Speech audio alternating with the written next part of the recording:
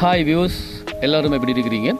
நெல்லைஃபம் TikTok ஊடாக உங்கள் சியாப்தீன் இணைந்திருக்கிறேன். என்னென்னு சொன்னால், நான் ஒரு இடத்துக்கு போயிருந்தேன். அந்த இடத்துல ஒரு அழகான பங்களா பிளான் ஒன்று இருக்குது. அதாவது தங்களுக்குரிய இடம், அதாவது என்னென்னு சொன்னால், உங்களுடைய விடுமுறை நாட்களில் நீங்கள் சுற்றுலா பயணங்களை புல்மோட்டை போன்ற பிரதேசங்களுக்கு நீங்கள் அப்படி வந்தீங்களா இருந்தால் உங்களுக்கு தங்குறதுக்கு இடம் கஷ்டமாக இருக்கும் சொல்லி யோசிக்கலாம். அதெல்லாம் அப்படியே விட்டுடுங்க, அதுக்குரிய கவலையெல்லாம் விட்டுடுங்க. அதை விட்டுட்டு இங்கே பார்த்தீங்கன்னு சொன்னால் நல்ல ஒரு கம்ஃபர்டபுளான ஒரு பிளான் ஒன்று இருக்குது. அதுக்குரிய கட்டணங்களை செலுத்திட்டு நீங்கள் தங்க. இங்கே பாருங்கள், சட்டப்படி லொக்கேஷன் உண்டு. இங்கே பாருங்கள், பூமரமெல்லாம் நட்டுருக்குறாங்க. சரி, நம்ம நிறைய அப்படியே பார்க்க வரோம். என்னெல்லாம் இருக்குதுன்னு சொல்கிறத பார்ப்பாங்க. வாகனத்தை உள்ளே பார்க் பண்ணலாம். பாருங்கள், ஒரு அழகான ஒரு பங்களா ஒன்று பிளான் ஒன்று இருக்குது. இது எங்கே இருக்குது அப்படின்னு சொன்னால், அதாவது கெபித்திகொல்லாவிலிருந்து வரும்பொழுது அனுராதபுரம் ரோட், புல்மோட்டைக்கு இங்கே வரும்பொழுது அனுராதபுரம் ரோட்டில் தென்னமரவாடி சந்தி அப்படின்னு சொல்லி இருக்குது. அந்த சந்தியில் போர்டு அடிச்சிருக்கிறாங்க. அந்த சந்திக்கு வந்தீங்கன்னு சொன்னால் அப்படியே தென்னமரவாடி சந்திக்கு வந்துட்டு அதுக்கப்புறமா என்ன செய்யணும்னா, அதிலிருந்து சரியாக 5 கிலோமீட்டர் தூர அளவில் இந்த பங்களா அமைந்து இருக்குது. சரியா?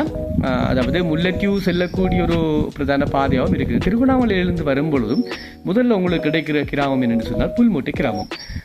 அப்போ அந்த புல்மோட்டை கிராமத்திலிருந்து நீங்கள் வருவதாக இருந்தால் அதிலிருந்து சரியாக 18 கிலோமீட்டர் தூரத்தில் தான் இந்த இடம் அமைஞ்சிருக்கு. இது ஒரு அழகான கம்ஃபர்டபுளான ஒரு பங்களா. இப்போ நான் எங்கே நிற்கிறேன் என்று சொன்னால் கிச்சனுக்குள்ளே இருக்கிறேன். இங்கே பாருங்கள், நீங்கள் சமையல் கூட செய்யலாம். கிச்சனுக்குரிய சமையல் செய்கிறதுக்குரிய தளபாடங்கள் எல்லாமே இருக்குது. இங்கே பாருங்கள். சரியா? அதோட விசேஷம் என்னென்னு சொன்னால், தனித்தனியான ரூம்ஸ்களும் இருக்குது. 4-5 ரூம்ஸ்களும் இருக்குது. ஃப்ரிட்ஜ் இருக்குது. இங்கே பாருங்கள்.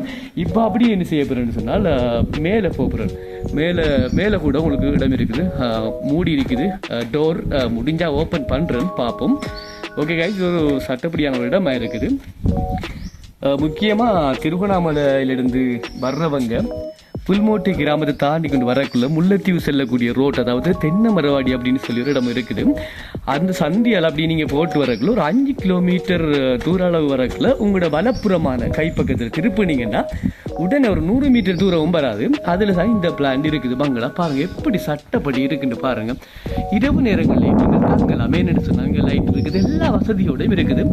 டேபிள் போட்டுருக்குறாங்க. இப்போ நீங்கள் சாப்பாடுகளை சாப்பிட்றதா இருந்தாலும் அழகாக இருந்து சாப்பிடலாம்.